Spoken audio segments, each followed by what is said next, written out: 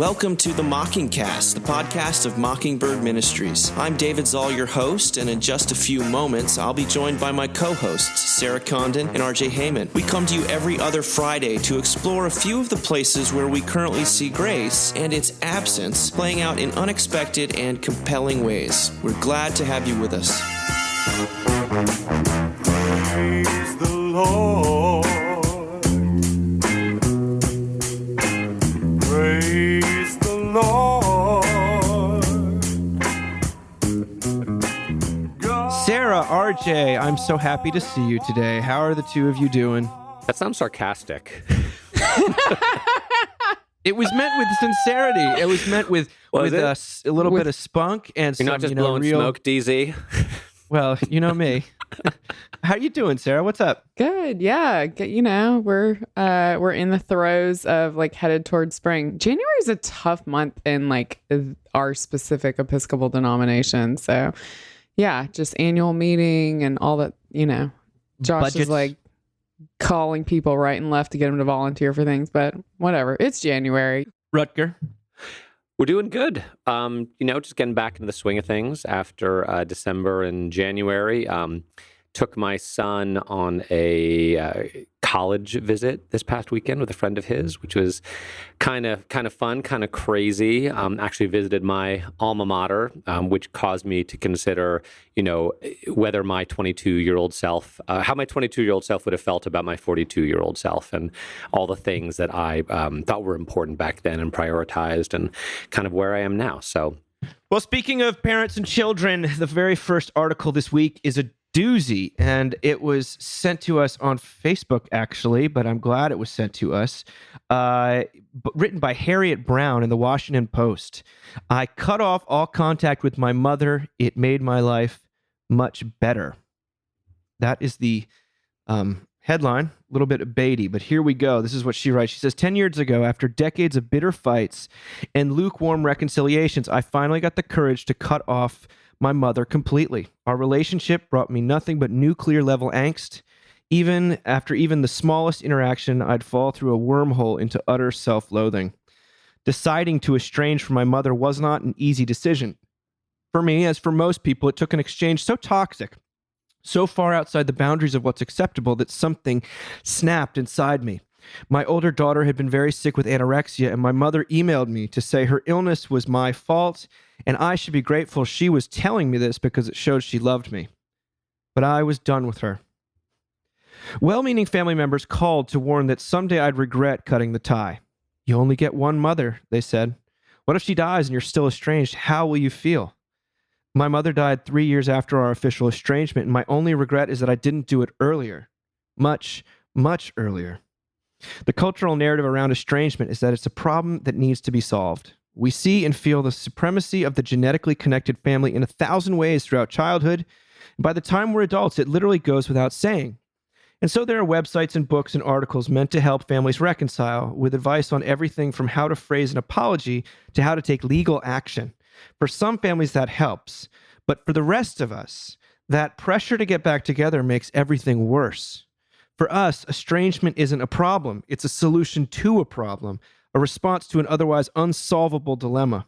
It's a last resort when you've tried everything else over and over, when you no longer trust the relationship. Now, she goes on from there, but this is a quite a bold, but I think worthy perspective on familial estrangement. We've, we've talked about it a little bit before. I remember Sarah, you mentioning it in relation to the stuff that's gone on with in your extended family, but it's familial estrangement is something I confront so much more often than even you'd think, especially in a church life. You find so many parents who don't ever hear from their children, and so many children who want to have nothing to do with their parents, siblings that are out of the picture. And, it can kind of sound like hyperbole sometimes, and then you dig deeper and you hear about it.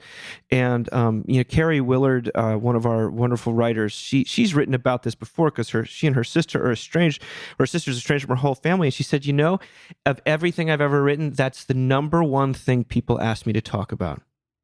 Because I think it's not something we really do have vocabulary for. And Brian wrote something about it today on the website that discusses a few of the ways that Christians maybe put Band-Aids over this. But I don't have a solution to something that maybe doesn't need a solution, but I want to hear from you guys what bells went off internally or externally. So much. I think what you said about estranged family members and Carrie Willard is so true. I just have noticed over the years, almost especially when you encounter a family where, let's say, the children are adults and they seem to have it all together, almost invariably, there's some sister or brother who lives in Alaska or Seattle or, somewhere far, or New York City or somewhere far away that like nobody talks to, that I think estrangement is, and this is what the article says, is a lot more common than anyone really wants to admit or talk about. With regard to parents, I have a good friend who just lost his father. And it's been tough, but it's mainly been tough for him because of kind of what he didn't get from his father or the conversations they didn't get to have, or, they weren't really estranged, but it was a tense relationship. And I think my friend was hoping at some point to have some conversations about it being tough and about his childhood and his father's fatherhood and all that sort of stuff. But it's not gonna happen now. And I don't know, I've just thought about, being a father myself, and especially of 3 sons, and thinking about my own father and my own experience. I have done a little bit of teaching around this, but not a lot. But I kind of have this, I don't know, the pet theory or the teaching structure I'm working on, which I think is true, is that I do think, I don't know about sons and daughters and mothers, or daughters and fathers, because I'm a man and I have boys and I have all brothers and whatever. But I do kind of think that what sons need to hear from their fathers is 4 things. I love you. I'm proud of you. I'm here for you. And I don't say most importantly, but maybe most importantly, I'm sorry. Mm-hmm. And I think I'm sorry is the one that's hardest to speak when you're a parent. I was watching Incredibles 2 again recently, which is an amazing movie, where Mr. Incredible is kind of talking to his daughter and basically says, he's sorry for his failures as a father. And I felt myself welling up, that whenever I sort of see a father figure apologizing to a child for their inability to be what they know they ought to be, I abreact all over the place, both in terms of my experience as a son, but also in terms of my experience as a father. Because at the end of the day, I know my best is just never going to be good enough. It just won't, because I'm a person and I'm going to sort of fail my children in certain ways. And I probably overdo it, but my teenage boys would tell you, I said to them over and over again, hey, if I ever need to apologize for anything, you just let me know and I'll be more than happy to do that. To the point where it's like, yes, Dad, we know, geez, go away. I'm sorry, I'll go away. But yeah, that's kind of my theory around parenthood and childhood right now. So I thought this was a powerful article and sad. Yeah, we're great believers in reconciliation, but at the same time, we believe that, as Paul says, that God is reconciling himself to the world in Christ Jesus, and that's sort of a divine work that sometimes we just may not be able to pull off.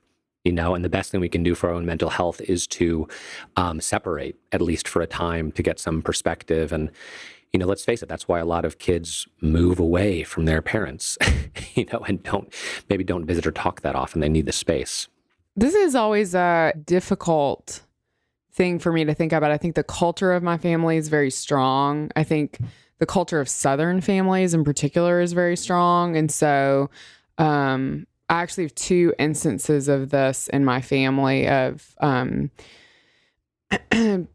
an adult child saying that they don't want to be in communication with the parents anymore. And I have to say, I've kind of come around to it.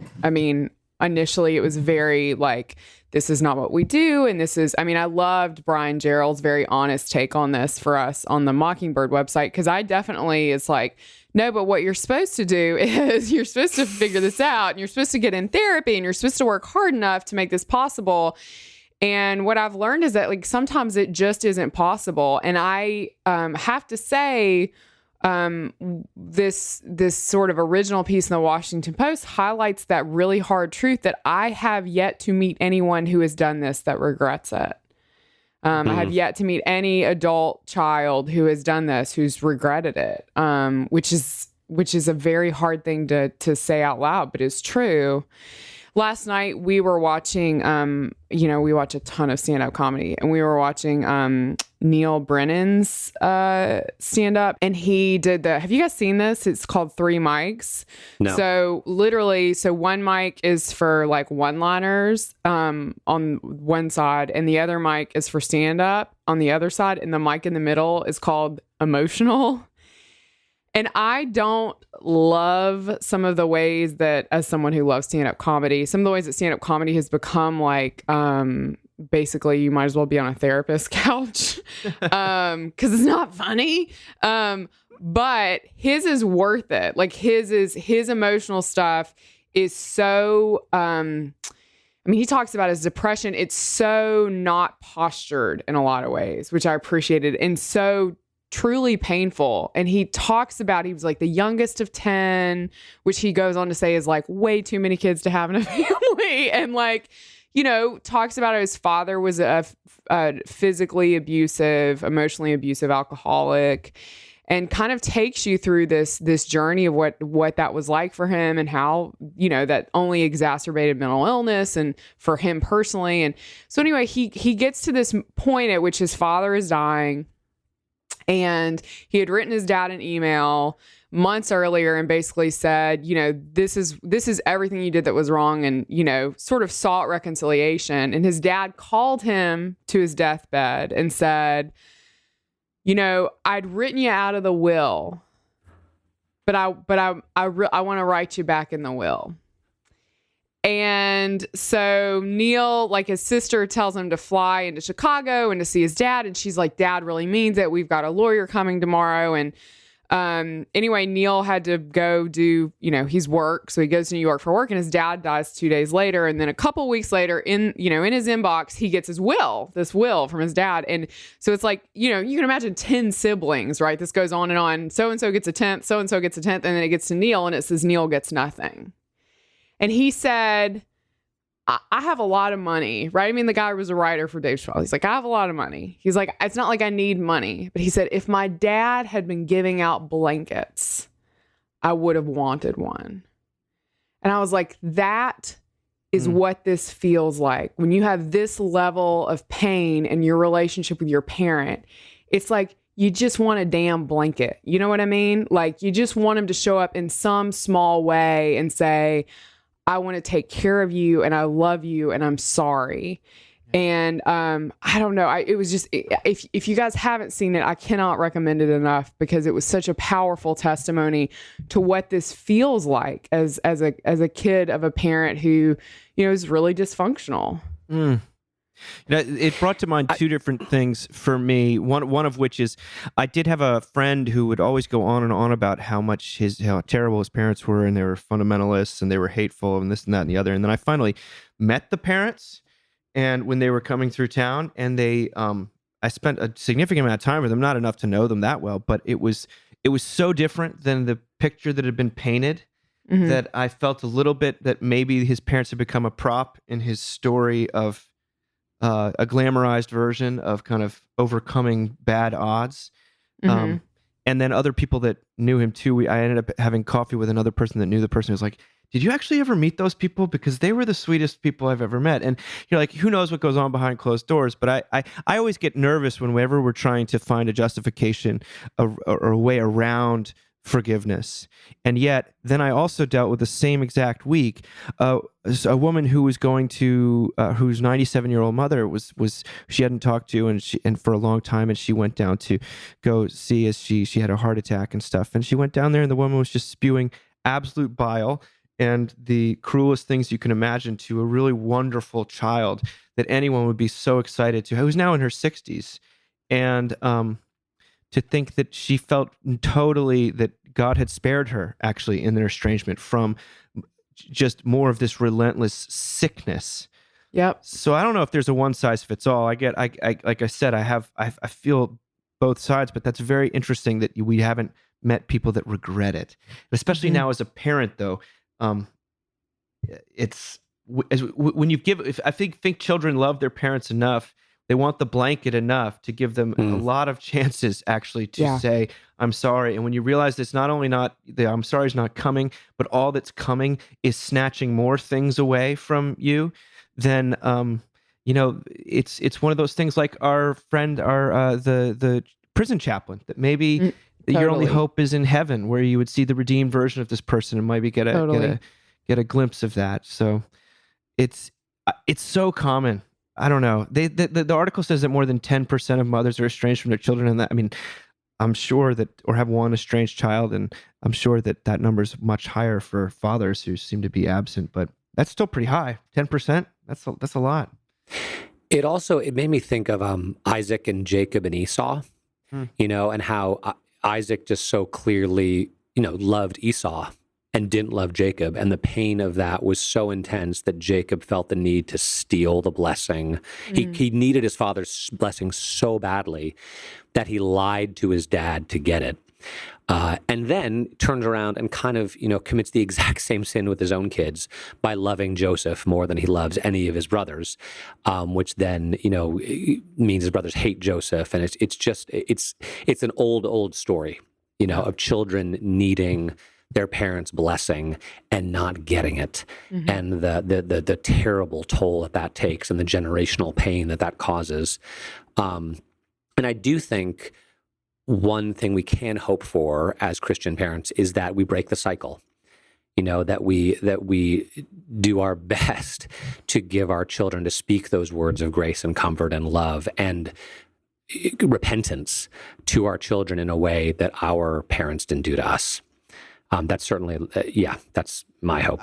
Though, just my closing thought about this is that reconciliation is just like love and just like grace. It's something that we can laud and magnify and say is the absolute height of goodness.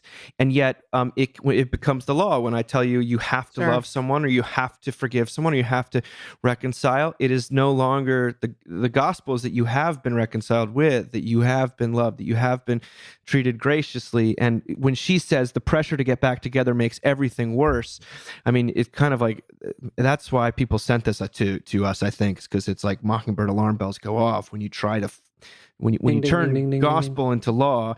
It actually has the reverse effect. It's the gospel. It's the gospel. Glossing over the gospel with the law, the gospel. Well, it's time to talk about burnout, my friends. Burnout. I know Keeping it light this week. As people who work in ministry, we don't know anything about burnout. Kidding. The big article that was on BuzzFeed that I wrote about last week about how millennials became the burnout generation. Anne Helen Peterson wrote it. It's like a novella. It's the least burned out piece of writing you can possibly find, but it is so good. And her friend Jonathan Malazich wrote a follow-up to her saying millennials don't have a monopoly on burnout. And I think what he has to say is really, really true. And that, in fact, so he says that Anne Helen Peterson gives a thorough account of how our society, especially in the past few decades, has ensured mass burnout by demanding more education, more debt, and more willingness to put work ahead of everything else. Peterson coins the term errand paralysis to describe her inability to perform the small, ordinary tasks we associate with functional adulthood. This essay went viral because it clearly resonated with young Americans, but perhaps it underestimated the scope of the problem. About a quarter of all U.S. workers of all ages exhibit key symptoms of burnout. This isn't a generational epidemic, it's a societal one. According to research psychologists, burnout has three dimensions: emotional exhaustion, depersonalization or cynicism, and the feeling of personal inefficacy. And then Peterson quotes a psychoanalyst named Josh Cohen, who says, the exhaustion experienced in burnout combines an intense yearning for a state of completion with the tormenting sense that it cannot be tamed, that there is always some demand or anxiety or distraction which cannot be silenced. You feel burnout when you've exhausted all your internal resources, yet cannot free yourself of the nervous compulsion to go on regardless. Now, Peterson and Milesic himself, they say that individual solutions like meditation and saying no to excessive work demands, they're appealing, but they actually don't solve a deeper problem. The Pomodoro technique will not cure your burnout, Peterson says. The Headspace app will not cure your burnout, she writes. I mean, all those things are great, but they're not actually burnout cures. They're ways to optimize your mind and body for more and better work. And this is where the problem lies, Milesic writes. There's no obvious solution. It may be impossible to eliminate burnout altogether. As long as we toil, there will be pain, but we can surely ease it. Burnout arises in our organizations, but it's a product of the unhealthy interpersonal relations we have there. Well, you two, what is your experience of burnout? Is it just a generational thing? Is it a larger question? Is it something that afflicts people in ministry particularly? What do you think about burnout and everything that both these people have said? I mean, I think certainly burnout is something that is profound in any job and in any sort of arena. And I don't think it's more prevalent in church work. I get sort of a little irritated when people are like, church work's the hardest. Because I'm like, well, I mean, unless you've done like concrete work outside or however that works, like I feel like that's not true. Most concrete work is, in fact, I don't know what even that is, but it looks harder than what I do. So I'm always like, let's cool it with the church work is harder thing. But I will say, what I actually jumped out at me about this stuff was this idea that we use these like apps or we read books or there's like methods, and all that those do is just make it more possible for us to either take more advantage of ourselves or have the company that we're working for take more advantage of us. So thus we can just be burned out. Right. Like, and I thought about how like totally common that is in church world. Even like if you go to like clergy wellness stuff, sometimes there's like this big emphasis on like, well, you need to take care of yourself in this way and that way and this way and that way. And it's like, so I can just prolong how hard this is or how much this sucks. You know what I mean? So yeah. that kind of like really stuck out to me because I think we've talked a bit about self-care stuff here before, but we have to be, self-care is important. She says, slightly rolling her eyes. It is important, but it often becomes a way for us to just like be more damaged, right? Like it just takes longer for us to get damaged, or we'll just like be damaged for an extended period of time. So only good news from me today. It made me think how desperate people are. Of course, not me, but people are for just a word of encouragement. Yeah. A word of like, good job, like way to go. Yeah. And just think that when I do, for all you parishioners out there, well, parishioners, anyone in a position of sort of quote unquote authority or under authority, that to say something or to send a note or is just like water in the desert.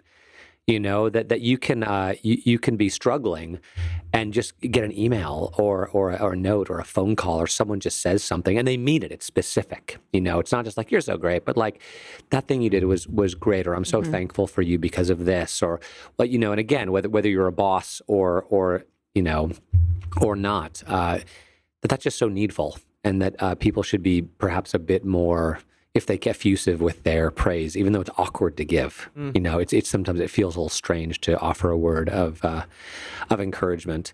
In terms of feeling burned out, like, my wife and I talk about this all the time. Like, our days seem never to end, which is partially having a 2-year-old.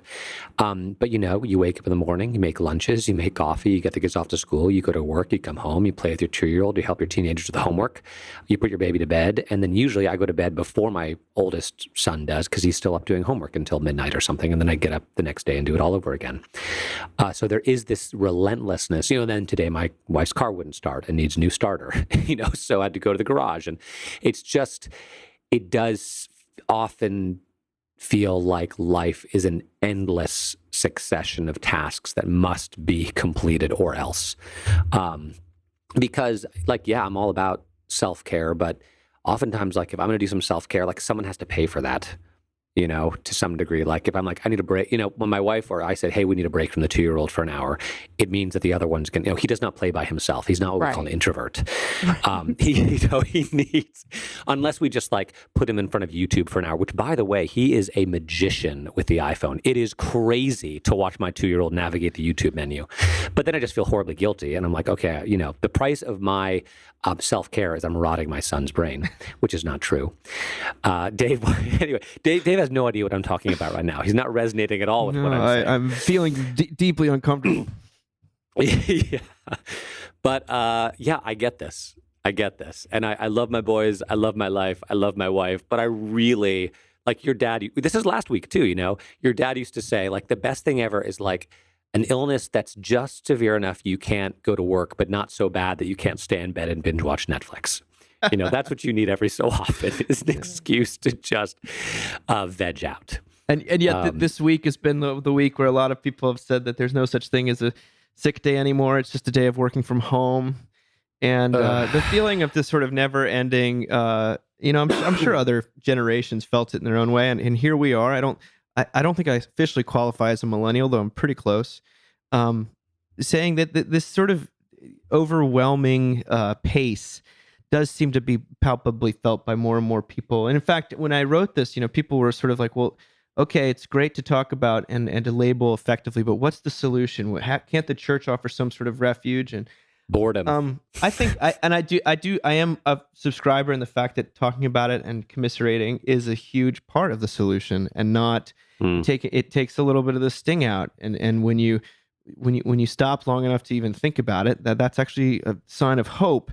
But there was a comment that came at the very end after someone was asking for a solution in quite vocal terms, as though we could solve this. And this is from Michael Cooper, a frenemy of the website. I guess you could call him. I happen to love his little quotes, but this is what he says: "There are no solutions to be offered by the church or by anyone or anything else. Not to the real problems. Love can enter into the problem, but love does not solve the problem. That is the frustrating truth. And if the church offers solutions to problems and not naked love that solves nothing but accomplishes everything, then the church is selling a lie." Now, he's got a way of putting it that I think Mr. Cooper. Hanging with Mr. Cooper. Sorry, I had to. I mean, I agree. And also, like, I just hope that all the women that listen to this podcast, all 4 of you, I hope you all have, a Carrie Willard in your life. Because, like, there are these women, and I feel like I am this way for other women, although Carrie is definitely this way for me. She will just say no. You know what I mean? Like, no, things are too crazy. We're not doing that too. Because I think where we've landed with this piece, which is fascinating, is that it's not just about work, right? It's not just we're burned out at work. It's like we're burned out, period. Like, everyone is burned out, period. Mm-hmm. And sometimes I do think, I don't think this is a solutionless problem. And yes, certainly love in the church, and let's try that. But blah, blah, blah. Yes. But I do think just saying no, I mean, is like, sometimes in our like fancy dancy neighborhood, there's a rectory. That's how we live there. Where there's all this pressure for our kids to do stuff and us to keep moving and having the right car and all this stuff, just to like roll in, Have I told you the t-shirt I wear to the bus stop? What's it say? It says Jesus loves sinners. Roll in with your messed up hair and your Jesus loves sinners t-shirt and your kid that's yelling at you and be like, we here, world. Like, sometimes that is like the Christian thing to do, I am convinced. And just be like, no, we're not signing up for that. Or y'all, it's the 100th day of school. We were supposed to put him in 100 dots on his shirts. F that. Like, sometimes that's our role. So I don't know. There you go. I mean, maybe there are things we could do. I'm Nancy Reagan was right. Maybe. What did she say? Just say no. Okay. Like, did she say Jesus loves sinners? Because I missed that one. I don't think so. I think that Jesus loves sinners might actually be the love in this situation. Yes. But yeah, I know. Anyway, well, speaking to of lower our standards, basically, and to not Yes. care so much what people think about us. Yes. I totally agree. And it's really, but I still don't. it's hard to do. I don't think that that's accomplishable by willpower. I think to have a friend or No. who can say on your behalf, or your a spouse even that can say, "You're not doing that. That's too much." No, that's helpful, but I'm gonna be real with you. The other thing I do, and feel free to cut this because it sounds crazy. I think about how many years I've got till I'm 80 every time, because I feel like 80 is optimal death age. So I'm like, how many years I got till I'm 80, and that actually thinking that helps me discern what's important and what's not. It doesn't always work, or I think about coffins. These are my tips. I love it. I think that's fantastic. Well, I told you that Alex Large, right, who has the app that sends him a little text like 5 times a day, being like, "Remember, you will die someday." I love that. You know, and it's very helpful in prioritizing and keeping things in perspective. Well, we also proclaim, as you say, the good news for people who are burnt out and burnt up. Yes. I mean, I think that the gospel really speaks to those of us. The problem I seem to face is that people are so burnt out that the idea of going to church or flipping on a sermon podcast or whatever, even that seems like a where they might hear something different, where they might hear some good news. Even that seems like another thing to ask of them. Thing to do. It does. That always but makes me sad.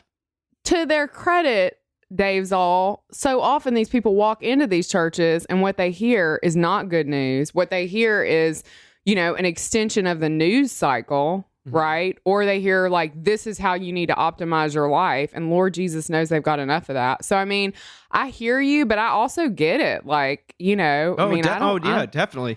You'd rather them go to rather than not go to church than go to a bad church, I think. Yes. Especially where they're going to get more burdens heaped upon them. I think there's no question I believe that. But I also think that I sort of want to say, hey, that we are saying something different on Sunday.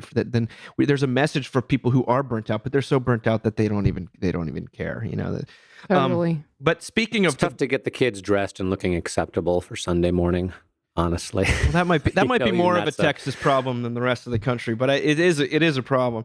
What about Pastor? Where are you hiding? Why are you hiding? This is directed at you guys, Pastor. Why are you hiding? You didn't like this one? You're a pastor, Dave. Yeah, I mean this. So, I hate talking about the Enneagram, but I'm going to talk about the Enneagram. No, you for a don't. second. You love talking about the Enneagram. I do on the hallway in our offices, but like I just feel like I'm anyway. My type is a 3, and 3s are performers. And they always say the saddest Enneagram type is a sad 3, because we've like created this whole persona for ourselves, right? This whole performance, and then we don't believe that we can be loved beyond that, or that is the only way by which we are loved. So I've been doing a ton of really painful work around the Enneagram in the past probably month. And realize both that part of the reason I love Mockingbird so much is that like God, we hear that God has done it all, and that that there's no performance to be performed, right? And yet I entered into this organization and have like made myself do things. So when I read, that's been sort of a, probably too much in my head that you don't want on the podcast, but that's been kind of a dark reality I've faced lately of like, what does it mean to kind of have a persona and live into it and it not be authentic to you? So this piece hit frighteningly close to home. Thank you, Sarah. I think there's nothing to cut about that. This is Chuck DeGroat, who's a wonderful author on the West Coast. He talks about pastors who are gifted and charismatic and effective and even humble. But he says, but they're also burning cauldrons of neglected needs that manifest in sneaky and secretive behaviors, which will likely cost them their pastoral ministries and maybe their families. They are lonely and busy and empty and radically disconnected from any kind of inner conversation with their hearts and with the God who is more near to them than their very breath. And then he goes into talk about Susan Howitch's novel, Glittering Images. This was like my parents' favorite novel of the 80s. I remember it around our house when we were kids. He says, in the novel, Charles Ashworth is a conflicted Anglican priest and canon who meets with John Darrow, a spiritual director who confronts his false self, what he calls his quote, unquote, glittering image. That public persona he takes while neglecting a deeper inner conversation. Darrow does something interesting. He speaks directly to the glittering part of Ashworth, saying, he must be exhausted. Has he never been tempted to set down the burden by telling someone about it? I can't, Ashworth replies. Whose eye? Darrow responds. The glittering image. Ah, yes, says Darrow, and of course that's the only Charles Ashworth that the world is allowed to see. But I'm becoming interested in this other self of yours, the self nobody meets. I'd like to help him come out from behind that glittering image and set down this appalling burden which has been tormenting him for so long. He can't come out, Ashworth responds. Darrow asks, why not? In a moment of stunning clarity, Ashworth says, you wouldn't like or approve of him.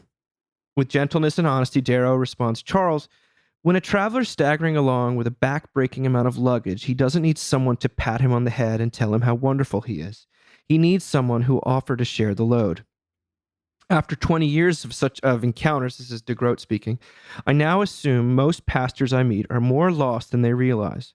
Pastors have stunning rates of narcissism and porn usage, and many fear their shadow side will destroy their ministry, so they become adept at hiding. Sin and lust management strategies don't work. Self-help strategies are band-aids on soul wounds. Until we risk moving our true selves from the shadow to the light, the unaddressed dramas within will continue to wield unconscious control over us. I would only add here that I think that limiting this to pastors is just like limiting burnout to millennials is he's just writing a wonderful article here, so he's not trying to take on the whole world, but this is what when he says most people are more lost than they ever are even aware of, I think that this is the human race, and unfortunately it's also a description of burnout a little bit, but it's a description of life under the law. I mean, what is the glittering image if not the enoughness that you're trying to project to the world? And the exhaustion and alienation and loneliness and sin that it sort of cannot help but generate. Anyway, I was deeply touched by this as someone who works in and around not just church people, but people. Sarah, you've talked about how you resonated with it. What else? Anything else you want to share? I mean, I'll say, so something that I've started doing that's been helpful with dealing with some of this stuff about sort of your personality becoming the thing that people love and they don't really love you. I'll say two things. So the other day I was sitting in my driveway staring at my phone, as I'm wont to do when I don't want to deal with my life. And a friend of mine from high school who I have not talked to in years called me. And she was incredibly, she had a big impact on my ministry. Her name's Monique. And part of that is that Monique growing up was so different from me religiously. She watched the 700 Club. I remember she would save her cat because you have to say the sinner's prayer for salvation. And she went to a Pentecostal church, and I would go with her sometimes. She was just deeply devout, and she still is. And she knows me, and she called me, and we talked for a while, and we kind of, first 10 years of marriage and how's it going and all the kind of stuff you navigate. And then she said, I wanted to tell you how much I loved your book. And I don't mean to start crying again, but, there's an element of when people say that they really love what you do when you produce things, and especially when it's so intrinsically connected to Jesus, that you can begin to think that your worth in Jesus lies in these things that you do sort of on his behalf, and I'm saying that with quotes. And to have somebody who knows me and loves me so much, who's known me since I think we've known each other since we were 6 or 7, say that was really beautiful. And I loved that. Felt like she was actually saying it to me in a way that I don't think I can hear most of the time. So that's happened. And the other thing I've been doing lately, which just sounds really cheesy, but is that I take 5 minutes every day and just sit there in silence. And I have this weird kind of vision that has come to me that I envision a pile of kind of indiscriminate, I don't want to say garbage, but just all piled up. And these are all the sort of accomplishments, right, that I've had, especially professional ones. I don't mean my kids or my husband, but I mean the things. And then there's me. And aside from it, and the thing that I keep trying to do when I have this time is just to remember how much God looks at me and loves me. You know what I mean? Aside from all of the stuff. So that's been really helpful for me. I don't know if that'll be helpful for anyone else, but I do think this is a thing that people struggle with profoundly in ministry. I saw this shared all over Facebook by people from every end of the church. So I know that it resonates.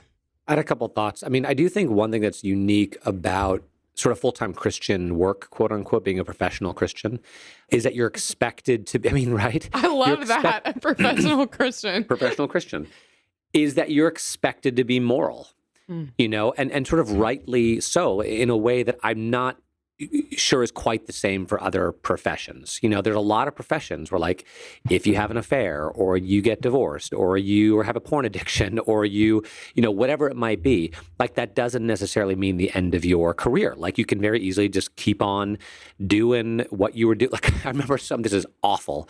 I remember someone in New York saying to me, you know, that for a lot of successful people, and probably men in particular, you know, if it came down to choosing between their career and their spouse, they choose their career because you could always find a new spouse, you know, which is awful to say. Yeah.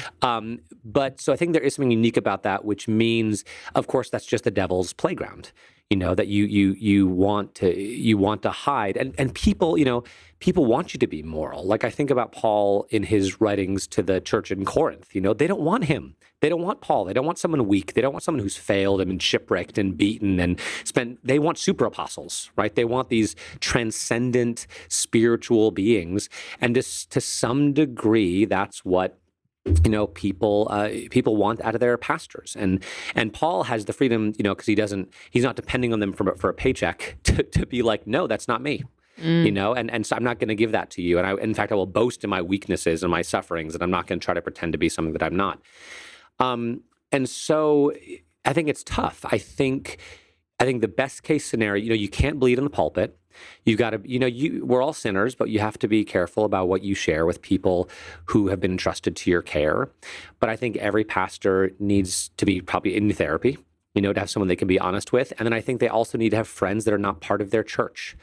You know, hopefully Christian friends, but not necessarily Christian friends, but people that you can actually be honest with, and maybe even sort of hyper yourself, you know, maybe even swear a little bit more than you would normally because you don't get to swear in the rest of your life, you know, and I'm not it sounds like I'm advocating for a double life, which I'm not really, but I'm saying everyone needs a release valve. Yeah. You know, I was just talking with my 2-year-old's preschool teacher recently, and my 2-year-old has his preschool teachers convinced that he's like the sweetest, nicest, quietest, easiest kid in the world. And I was like, yeah, at school he is, you know, because no one can be good all the time. You're either going to be an angel at school and a terror at home, or vice versa.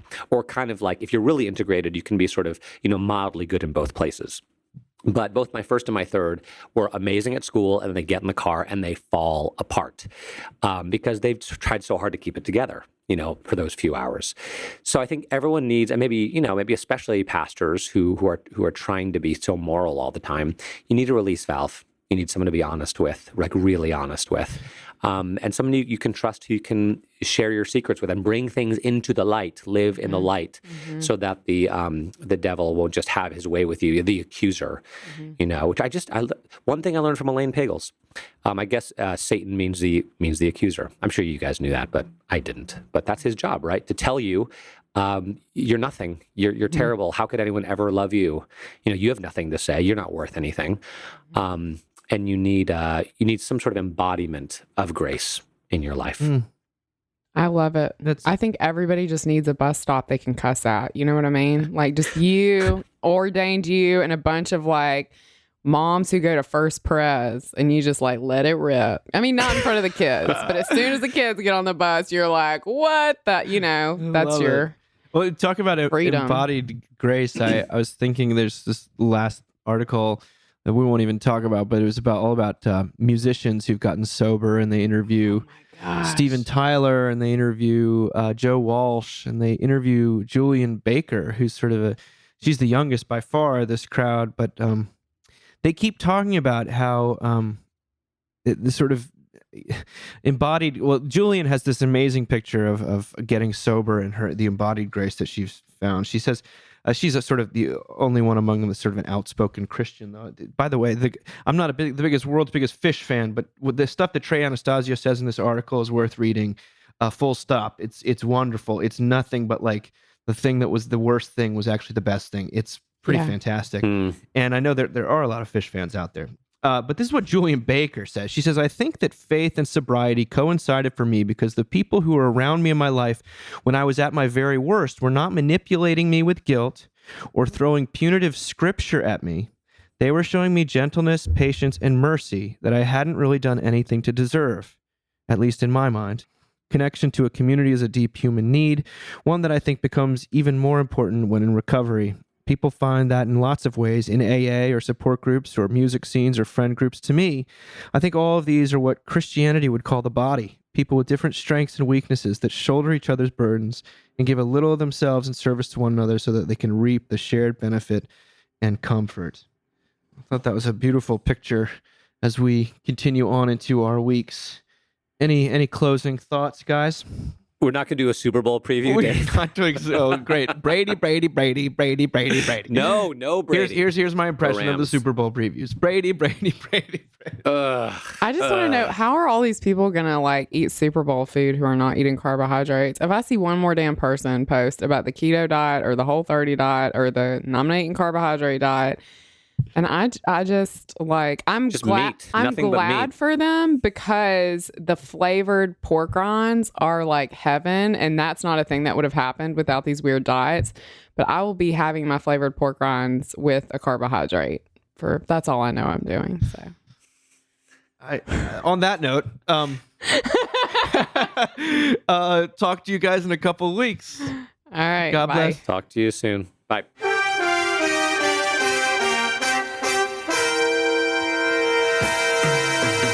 Thank you for listening. Remember, you can find us on the web at www.mbird.com. And we'd always love to hear from you at info@mbird.com. Audio production for the Mockingcast is provided by the Narrativo Group, and if you like what you've heard, please do drop over to iTunes and leave us a rating and review. Until next time.